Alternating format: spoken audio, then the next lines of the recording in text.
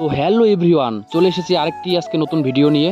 আমরা সবাই জানি কোথাও আগুন লাগলে সেই আগুনটা জল দিয়ে নেভাতে হয়। তো দেখুন কিভাবে জলের মধ্যে আগুন লেগে যাচ্ছে। তো আপনি কি কখনো জলের মধ্যে আগুন লাগতে দেখেছেন?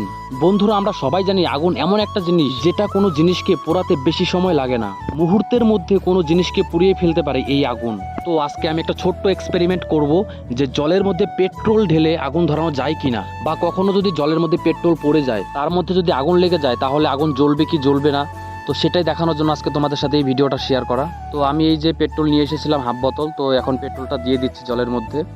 তো বেশি পেট্রোল ছিল না, অল্প পেট্রোলই ছিল। তো চলুন এই ছোট্ট এক্সপেরিমেন্ট ভিডিওটা দেখে নিই যে কীভাবে জলের মধ্যে আগুন ধরানো যায়।